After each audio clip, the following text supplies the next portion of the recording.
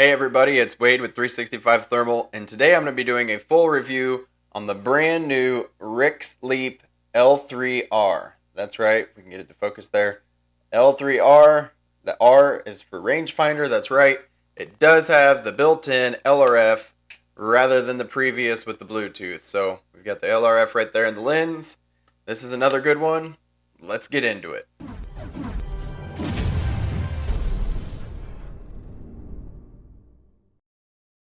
Well, here it is.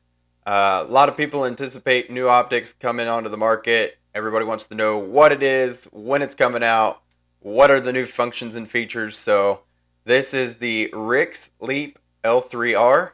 This is one of two. They had the previous Leap L3 and L6, and now they have the Leap L3R and L6R. Wonderful optics.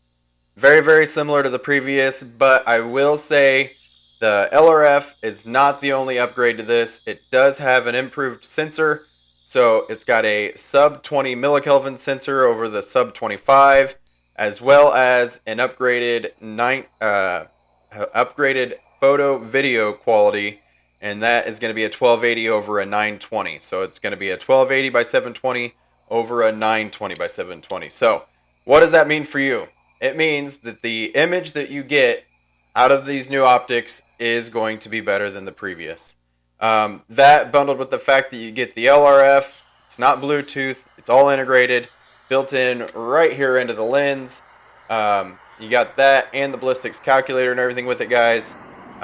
These are going to be great scopes for a lot of different people. So getting right into it, we're going to go over the actual physical attributes of the scope while I got it up here. And then we'll talk a little bit about the specs and what I happen to think about it. So, starting from the front, as always, we got this nice little Rix lens cap. Pops right open here. I did say it in the L6 video, or the L6R video also. Another thing I kind of don't like about that is that you can't move it. It's not ambidextrous. It's going to open to the right no matter what. The plus side of that is that you can slip this back, and you can move it to different positions on this, right? So it's not going to be, hitting off of that. It actually locks back. You can move it however you want it to where you can use this adjustment. So showing you guys that. This is going to be your front diopter focus adjustment. It does have the quick knob here. It tightens down to where it doesn't just slip like I just showed you. That's because it was loose. Just so I could demonstrate that for you guys in this video. So I think that's awesome. It's something so minor that you don't think about, but I promise you guys in the dark, having this on here, it does make it that much easier than trying to grip the correct part of your scope up here in the dark trying to focus at night, all right? So great little thing that it has there, and again, not a big deal about the door, whatever. It does have the USB-C port right here behind the rubber grommet. You just pop that out, and it just hangs there, and of course just pop it back in. No big deal right there. Moving on, so we've got your battery door on the right side turret. So this takes a single 18650 battery, and all you do is you push up on that bad boy. If I can get it here, I'm trying to do it in reverse. Sorry, down. My apologies. Pull down on it. You pull your battery out there. You see it's just a single button top 18650. Put it back in, and you'll hear a nice little click. The battery doors do seem to be improved on these. That was something that was somewhat of a minor issue on the other original Leap models. These ones seem to be much more effective, efficient, however you want to say it. Same design, but it does snap into place. Definitely a lot more solid. Like, that's not going anywhere now, I can promise that. The other thing this turret functions on your right side is your zoom. So this is going to be your digital zoom, and you can see here, digital zoom in and out, as that's how it will work. The top turret here is going to be your power button, as well as your color palettes. Okay, so this is how you're going to rotate through your color palettes, and when you're in your menu, you will use this to go left and right to select things that are left to right. I'll explain that here in a minute. On the left side, you have, it looks like your photo, that is going to be your record button, as well as your laser rangefinder. So You tap it, it'll do your laser rangefinder, press and hold, and it will record. The other part of that is, again, you have a scroll wheel on that side too, on that turret, and that is going to be how you move through your menu. So as it shows, as we're looking through the scope here, I'll turn it around. As you're looking through right here, and you go into your menu, you will scroll up and down with your turret on the left side, and you'll see your menu all on the left side. If there's something at the top that you need to go left and right, you will use your top turret to go left and right. If you have a menu on the right side, like I know for a fact your Bluetooth is over there on the right side, and it'll say on and off, you use this to navigate that to go on and off. It does take a minute to get used to. Again, your photo button is also going to be your enter or select, and your power button is going to be how you exit out of your menu. So minor details, guys, that should be helpful. Also, moving on here, it does have the Rix double cantilever mount. I really like this. These are my favorites for sure. Just slide right on a pick rail. Has the tension bolts on the opposite side. Get it snapped in, get it to where it's nice and solid on your pick rail, call it a day. And that is an actual Rix mount.